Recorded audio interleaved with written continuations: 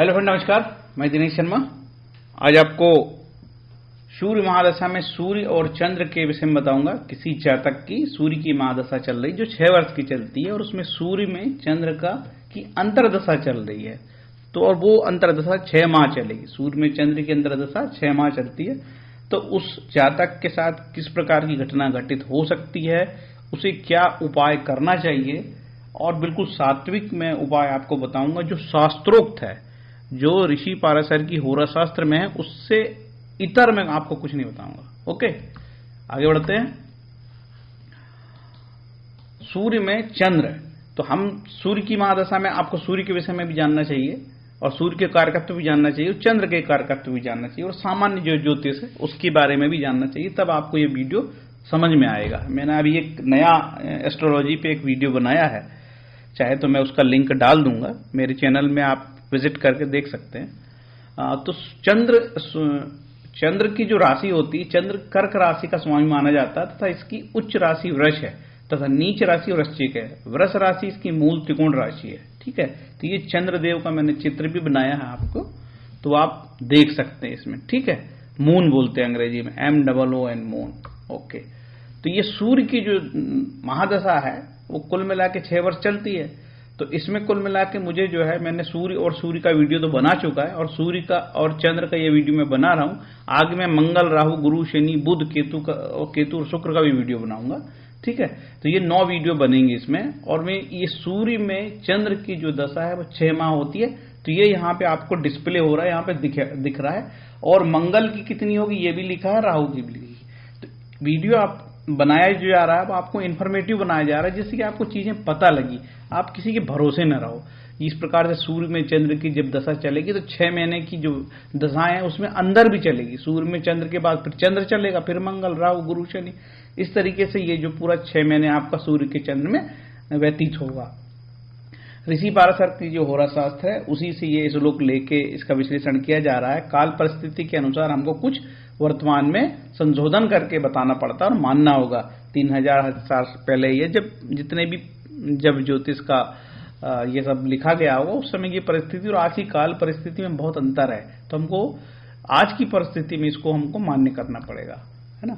आपका जन्म का नक्षत्र, चंद्रमा का नक्षत्र ही महादशा तय करता है। और ये जो विंशोत्तरी दशा होती है 120 वर्ष की होती है। ठीक है, नवग्रह की दशा ही महादशा कहलाती है।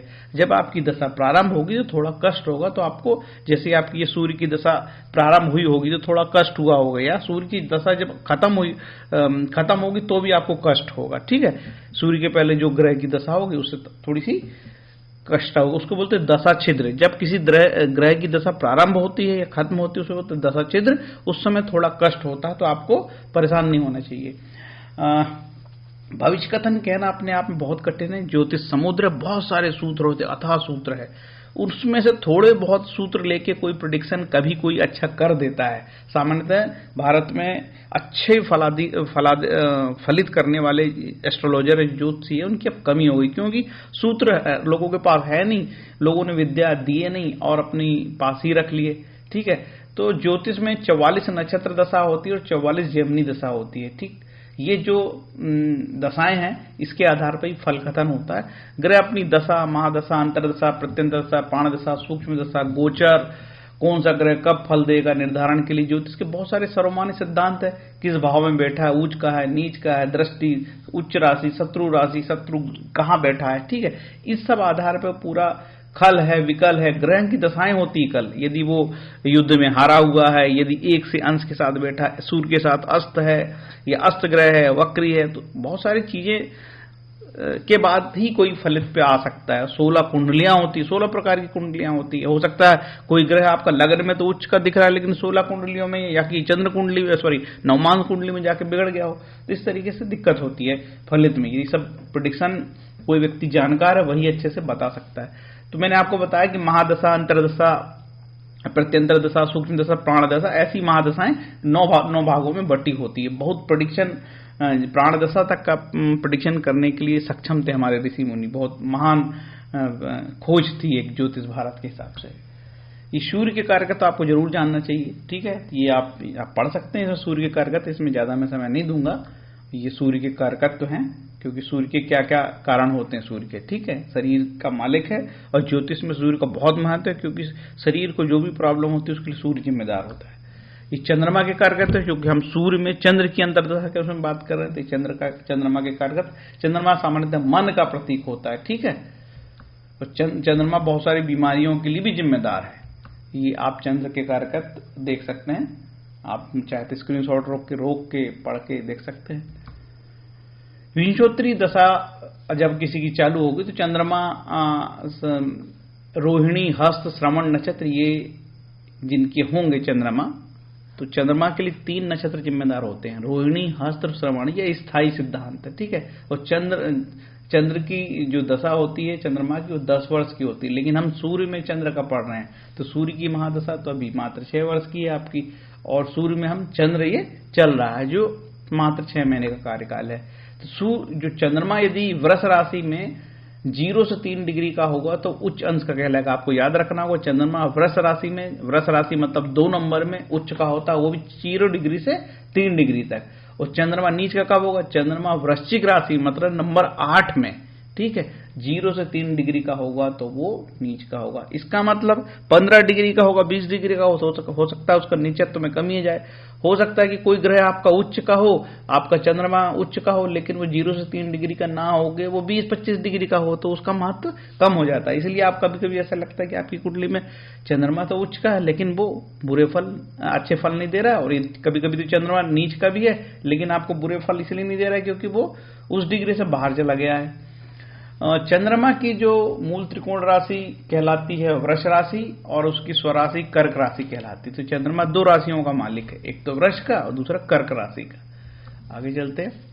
ऋषि पाराशर ने 73 श्लोक में लिखा है सूर्य की महादशा के बारे में, उसके फलित में 73 श्लोक। तो हम यहाँ पे केवल 4 से लेके 12 श्लोक तक लिखा है सूर्य में चंद्र का। किसी जातक की कुंडली में यदि सूर्य की अंतरदशा में चंद्र चलेगा, सूर्य की महादशा में चंद्र का अंतर होगा, तो 4 से 12 तक श्लोक में विवरण दिया कि क्या करना चाहिए और क्या उपाय करना चाहिए, उसी का विश्लेषण हम ये कर रहे हैं। सूर्य की दशा में चंद्रमा की अंतरदशा हो, यदि चंद्र केंद्र में त्रिकोण में हो तो विवाह आदि उत्सव, धन संपत्ति, गृह, भूमि, पशु, वाहन सब पॉजिटिव बताया। सूर्य की दशा चल रही हो और चंद्रमा की अंतरदशा में, सूर्य में यदि चंद्रमा की अंतरदशा हो, यदि चंद्रमा केंद्र में हो, त्रिकोण में हो, शुभ स्थान में हो, तो पॉजिटिव रिजल्ट देगा। आगे इसका विश्लेषण करेंगे, ये मुख्य सिद्धांत है।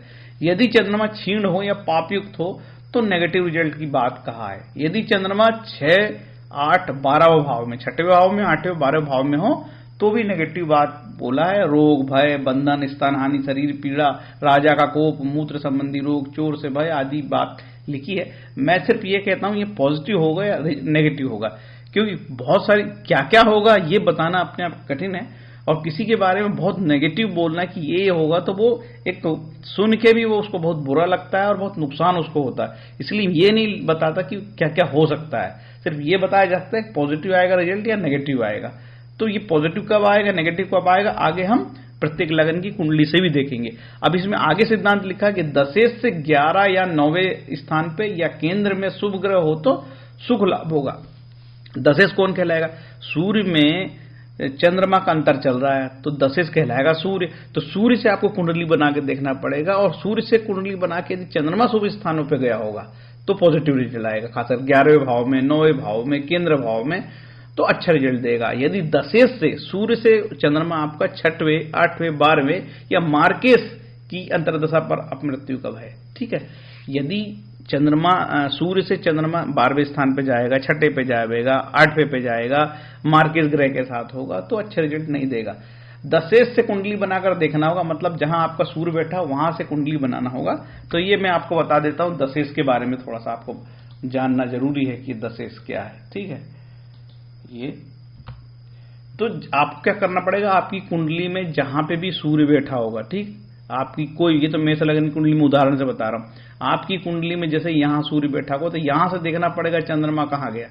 चंद्रमा यहां आया तो पॉजिटिव, यहां आया तो पॉजिटिव, यहां आया तो नेगेटिव, ये भी नेगेटिव है, ये भी नेगेटिव है, ये पॉजिटिव, ये पॉजिटिव, यहां पे भी पॉजिटिव होगा और ये 12वें में नेगेटिव होगा, ठीक है। दूसरा स्थान मारक है, दूसरा और सातवां तो बहुत यहाँ पॉजिटिव नहीं होगा। तो ये दशेश कुंडली ऐसे आप जहां सूर्य बैठा है वहां से बना के आप देख सकते हैं। मेरी बात आपको समझ में आ रही होगी ऐसा मैं मानता हूं। अब हम देखते हैं मेष लग्न की कुंडली में किस तरह की प्रेडिक्शन होंगे आपकी। देखिए मेष लग्न की कुंडली है और आपका सूर्य में चंद्र का अंतर चल रहा है, और यदि चंद्रमा ऐसे आपकी कुंडली में बैठा है, देखिए तो कहां पॉजिटिव रिजल्ट देगा, पहले पॉजिटिव देखते हैं। यदि आपके यहाँ चौथे स्थान पे बैठा तो पॉजिटिव, जहां 4 नंबर लिखा हो चौथा, लेकिन लग्न बदल जाएगी तो 4 नंबर नहीं कहलाएगा। यहां पे भी लगभग पॉजिटिव मान लेते हैं, लेकिन मारा कहते तो नेगेटिव आएगा। और यहाँ ये 9वां धर्म स्थान है, यहाँ पॉजिटिव, ये 10वें स्थान पे पॉजिटिव, 11वें में पॉजिटिव, 12वें में नेगेटिव। अब नेगेटिव देख लेते हैं। यदि चंद्रमा आपके 12वें स्थान में बैठा है तो नेगेटिव, दूसरे में बैठा है यहाँ दूसरे स्थान पे मैं बिठा देता हूं भाई, ये लो दूसरे में बैठा तो नेगेटिव, और तीसरे में बैठा तो बहुत पॉजिटिव नहीं आता जनरली, नेगेटिव ही मान लो आप तो। अब और ये जो छठे स्थान पे बैठा है ये नेगेटिव, 7वें में नेगेटिव, 8वें में नेगेटिव रिजल्ट आएगा। ठीक है, ये हुआ मेष लग्न की कुंडली पे। अब हम चलते हैं दूसरे लग्न की कुंडली में। ठीक, टाइम कितना हो गया भाई, 11 मिनट का तो वीडियो बन गया, स्पीड करना पड़ेगा थोड़ा। ठीक है, इसी तरीके से वृषभ लग्न की कुंडली में भी यही सिद्धांत लागू होता है। देखिए आपकी वृषभ लग्न की कुंडली है और आपको लगा होगा सारे जगह चंद्रमा क्यों बैठा हूं कि भैया लाखों लोगों की कुंडली हो सकता है किसी की वृषभ लग्न कुंडली में चंद्रमा 11 में बैठा होगा, किसी में बैठा होगा 5 में, तो सबको भैया सबके बारे में मैं बता रहा हूं, इसलिए ऐसा करना पड़ता है। ठीक है, तो ये मारक है पहले तो, ये नंबर ये जहां 3 लिखा है ये और ये जहां 8 लिखा है ये मारक, केवल ये बात वृषभ लग्न की कुंडली पे लागू है। ठीक है, अब देखिए यहां से कहीं चंद्रमा 8 नंबर पे बैठे हो तो यहां तो नीच का होगा जी। अब निश्चित रूप से ये मारक भी है, नीच का भी होगा तो बहुत पॉजिटिव उम्मीद नहीं, रिजल्ट नहीं देगा। लेकिन ये 5वें यहां बैठा है चंद्रमा, चौथे में तो पॉजिटिव, ये पॉजिटिव, ये पॉजिटिव, ये पॉजिटिव, ये 5वां यहाँ पॉजिटिव देगा। बाकी चंद्रमा यदि दूसरे में बैठा है, तीसरे में, ये छठे में, ठीक है, ये छठा नंबर है। ठीक है, जहां मैं टिक क्लिक कर रहा हूं ये 8वां है, और ये 12वां या नेगेटिव रिजल्ट देगा। ठीक है, तो आगे चलते हैं। उसी तरीके से वृषभ लग्न की कुंडली में भी 6, 8 ये 12वां और ये छठा, और यहां बैठेगा तो वो नेगेटिव देगा। और ये जो 7वां स्थान ये मारक, जहां पे ये लाल सर्कल है, यहां पे भी अच्छे रिजल्ट नहीं देगा। ठीक है, तो ये मतलब जो केंद्र स्थान पे बैठेगा तो शुभ देगा, और 11वें स्थान पे शुभ देगा, यहां पे पॉजिटिव रिजल्ट देगा। आगे चलते हैं। यदि किसी की कर्क लग्न की कुंडली है तो देखिए यहां पे वो नीच का हो गया 8वें स्थान पर, निश्चित रूप से बहुत अच्छा रिजल्ट नहीं आएगा। लेकिन ये चौथे स्थान का पॉजिटिव रिजल्ट है, 10वें स्थान का, 9वें स्थान का। ठीक है, इसके बाद ये लाभ स्थान का 11वें का। बाकी यहाँ पे तीसरा, ये दूसरे स्थान पे दिया आपका चंद्रमा बैठा हुआ मारक है, ये यहाँ मारक है। ठीक है, ये मारक है और ये मारक स्थान है आपका 10 नंबर, ये 5 नंबर। कर्क लग्न की कुंडली की बात कर रहा हूं तो यहाँ पे पॉजिटिव रिजल्ट नहीं देगा। और ये 3 स्थान तो हमेशा जो नेगेटिव होते हैं, 12वां, 8वां और ये 6वां, ये नेगेटिव रिजल्ट देगा। ठीक, आगे चलते हैं। किसी की सिंह लग्न की कुंडली हो और चंद्रमा यदि उसका ये 6वां यहां बैठा हो 12 नंबर में, और ये 8वां है और ये 6ठे नंबर है, यहां 10 कहलाएगा। ठीक है, तो ये और ये 12वां स्थान इसका कहलाएगा कर्क सिंह लग्न की कुंडली में। ठीक, तो ये नेगेटिव रिजल्ट देगा। अब पॉजिटिव कहां देगा आपको, ये धर्म स्थान पे पॉजिटिव है, ये 10वां स्थान, ये 10वां स्थान, ये चौथा स्थान और ये लाभ स्थान, यहाँ पॉजिटिव रिजल्ट आएंगे।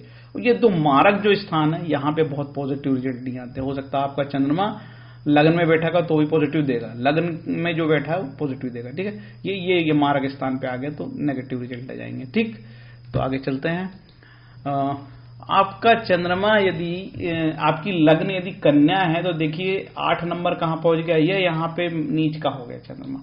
तो लेकिन यहाँ पे वैसे ही खराब स्थान और यहाँ ग्रह खराब हो गया तो पॉजिटिव रिजल्ट देगा ये। ठीक है, अब बैठते हैं, ये लग्न में बैठा तो पॉजिटिव रिजल्ट देगा, ये चौथे स्थान पे पॉजिटिव, ये पॉजिटिव और ये पॉजिटिव थी। ठीक है, अब नेगेटिव कहां देगा, 6वें नंबर पे, ये 11 नंबर आपका छठा है, और ये यहाँ 1 लिखा है ये आपका 8वां है, और ये जो 5 लिखा है ये आपका 12वां है। ठीक है, और ये स्थान 12 नंबर 7वां, और ये मारक स्थान जहां पे मैं क्लिक करता हूं, जहां कर्सर मैं डालता हूं तो आपको बताने के लिए, यहां पे नेगेटिव रिजल्ट देगा। ठीक, सिर्फ कन्या लगन के लिए है। अब ये मेष लग्न वाला, तुला लग्न वाले भाई, जो आपका 8 नंबर कहां देखो, यहाँ पे नीच का हो गया चंद्रमा। ठीक, ये बैठ गया चंद्रमा, यहाँ आपका नीच का हो गया चंद्रमा, यहाँ अच्छा रिजल्ट नहीं देगा। और लग्न में बैठेगा तो वो अच्छा रिजल्ट देगा, ठीक है। तो लग्न में चौथे स्थान पे, 10वें स्थान पे, 9वें स्थान पे और 11वें स्थान पे पॉजिटिव रिजल्ट है। बाकी 6, 8 और ये जो है यहाँ दिख रहा 12 नेगेटिव रिजल्ट आएगा। तीसरे में भी बहुत अच्छा रिजल्ट नहीं आता। आगे बढ़े, आगे चलते। वृश्चिक लग्न की कुंडली में किसी के चंद्रमा 6, 8, 12 में बैठा है और यदि वो कहीं नीच का है, कहाँ नीच का, लग्न में ही नीच का हो गया है, तो लग्न को नीच नहीं लगता। लग्नेश के साथ नीचत्व की कोई बात नहीं होती। लग्न में यदि कोई ग्रह नीच का भी बैठ जाता है तो लग्न दोष नहीं माना जाता है, तो वहां पॉजिटिव रिजल्ट देगा। अब वो बाकी 6, 8, 12 में बैठा है और ये दूसरे स्थान पे भी ग्रह जिस वजह से दूसरे स्थान पे बैठा हुआ तो नेगेटिव ही देगा आपका, ठीक है। तो इस तरीके से ये वृश्चिक लग्न की कुंडली हो गई। अब ये धनु लग्न की कुंडली में देखिए 12वें स्थान पे चंद्रमा नीच का हो गया है, तो यहाँ पे आपको अच्छे रिजल्ट देगा वो। जहाँ खराब ग्रह में और यदि कोई ग्रह वहां नीच का हो जाता है तो अच्छे रिजल्ट देता है। अब आपको ये चौथे स्थान पे, ये चौथा स्थान हो गया और ये हो गया 10वां स्थान, ये हो गया 9वां स्थान, ये है 11वां स्थान, यहाँ अच्छे रिजल्ट देगा। और ये 6 और 8 में अच्छे रिजल्ट देने के चांसेस नहीं हैं, लेकिन चंद्रमा यहाँ पे कर्क राशि में अपनी राशि में होने से 8वें स्थान में ये पॉजिटिव रिजल्ट दे सकता है यहाँ पे, खासकर धनु लग्न की कुंडली वालों के लिए, ठीक है। बाकी जो मारक स्थान है ये मारक स्थान है और ये यहाँ पे चंद्रमा यदि दूसरे स्थान पे बैठ जाएगा आपका धनु लग्न में तो बहुत अच्छे रिजल्ट की उम्मीद नहीं है। अब आप बताते हैं 11 मकर लगन की कुंडली में, मकर लगन की कुंडली में इस तरीके से चंद्रमा बैठा है तो देखिए 8 नंबर कहाँ है, 11वें स्थान पे नीच का होगा तो अच्छा रिजल्ट नहीं देगा। बाकी ये 10वें स्थान पे पॉजिटिव है, ये चौथे पे पॉजिटिव है और ये यहाँ पे पॉजिटिव है और ऑलरेडी 5वां स्थान पॉजिटिव ही कहलाता है, ठीक है। 5वां, 9वां, अब खराब कहाँ रिजल्ट देगा आपको, ये 12वें में बुरा रिजल्ट देगा, नेगेटिव है, ये नेगेटिव है और ये छठा नेगेटिव है और ये दूसरा नेगेटिव है और ये मारक स्थान कहलाएगा, ये मारक और ये, ठीक है। ये जो गोल सर्कल है मारक कहलाते हैं। तो यहाँ पे आपको मकर लग्न कुंडली में 7वां और दूसरा चंद्रमा आपको पूरी पॉजिटिव नहीं है, ठीक है। तीसरा समसम मान लेते हैं, ठीक। अब चलते हैं कुंभ लग्न की कुंडली में चंद्रमा इस तरीके से बैठा तो ये 12वां नेगेटिव और ये 8वां नेगेटिव, ये 6वां नेगेटिव और ये तीसरा भी नेगेटिव और ये यहाँ पे यदि चंद्रमा बैठ गया आपका ये दूसरे स्थान पे, ठीक है, तो नेगेटिव। और ये 7वां चूंकि मारक स्थान है, ये यहाँ पे 7वां और ये 12, जहां आपका 12 लिखा है और ये 5 लिखा है, मारक है कुंभ लग्न की कुंडली के लिए, ठीक है, तो नेगेटिव है। बाकी लग्न का चंद्रमा आपको पॉजिटिव है, ये तीसरा 1, 2, 3 और ये पे 9वें स्थान के 5वें स्थान का पॉजिटिव है और ये लाभ स्थान 11वें स्थान का पॉजिटिव है। आगे चलते हैं, ये 12वां हो गया, ठीक है। ये 12वां स्थान आपका मीन, किसी की मीन लग्न है और मीन लग्न है और इस तरीके से चंद्रमा बैठा है तो क्या होगा। सबसे पहले तो आप देखिए नीच का कहाँ होगा, ये 9वें स्थान पे नीच का होगा चंद्रमा, तो यहाँ पॉजिटिव नहीं देगा, ठीक है। लेकिन 10वें स्थान पे ये 10वां स्थान है और ये आपका चौथा स्थान है और ये आपका 5वां स्थान है, तो यहाँ और ये आपका 11वां स्थान है, यहाँ पॉजिटिव देगा। बाकी सभी जगह ये देखिए मारक है और ये यहाँ पे भी चंद्रमा यदि आपका होगा तो मारक है लग्न में ये, ठीक है। और ये लग्न में बैठा है तो ये लग्न का चंद्रमा आपके लिए पॉजिटिव है, ठीक। तो बाकी ये 6वें स्थान पे और ये 8वें स्थान पे और ये 12वें स्थान पे बैठा है तो नेगेटिव रिजल्ट देगा। तीसरे में भी बहुत अच्छे रिजल्ट नहीं आते। तो ये 12 लग्न का मैंने आपको सार बताया। अब उपाय क्या है इसमें, तो उपाय लिखा नहीं है ज्यादा कुछ, ठीक है। तो उपाय आपको तदोष परिहारतम मृत्युंजय जप कर सकते हैं आप, और महामृत्युंजय का जप और शिव स्त्रोत रत्नाकर आप खरीद के बहुत सारी शिव जी की प्रार्थनाएं कर सकते हैं और चंद्रमा का श्लोक भी आप कर सकते हैं। ओम श्राम श्रीम सौ चंद्रमसे नमः, ओम शो शोमाय नमः, शोभाय नमः। ये चंद्रमा का श्लोक 4 बार पढ़ना पड़ता है, ठीक है। इसके बाद जप कराना पड़ता है। नवग्रह स्त्रोत का पाठ कर सकते हैं, ठीक है। और दुर्गा सप्तशती का पाठ भी, चंद्रमा के लिए माँ दुर्गा की पूजा भी मान्य है, ठीक है। और जैसे राहु के लिए दुर्गा के लिए और चंद्रमा के लिए दुर्गा की पूजा बताई गई है। तो दुर्गा सप्तशती से आपको जो श्लोक चाहे, जो भी पाठ आपको अच्छे लगे करिए। बाकी नारद भक्ति सूत्र में तो कहा ही है कि जो व्यक्ति ईश्वर की पूजा आराधना करता है उसके लिए सारे ग्रह खुश हो जाते हैं, मातृ ऋण, पितृ ऋण, उऋण, सभी ऋणों से उऋण हो जाता है। तो भक्ति करने वाले के लिए कौन सा ग्रह खराब होगा, है ना। तो आप लोगों से निवेदन है कि ये विष्णु सहस्त्रनाम को जरूर पढ़िए, समय मिले तो, है ना। ये इतने उपाय मैंने बता दिया, नारद भक्ति सूत्र, ठीक है। ये उपाय मैंने आपको बता दिया है अब आपको जो भी जब आप रूटीन में करते हैं वो करें, उसमें कोई दिक्कत नहीं है। ठीक है, तो ये रहा पूरा श्लोक। सूर्य में किसी जातक की चंद्र की राशि हो, चंद्र की अंतर्दशा होगी तो किस प्रकार के रिजल्ट आएंगे। फ्रेंड्स, मेरा वीडियो आपको अच्छा लगे तो लाइक शेयर जरूर करिए, कमेंट करिए, और कोई डिमांड आपको हो स्पेशल तो बताएं। ठीक है, okay, Hare Krishna, thank you.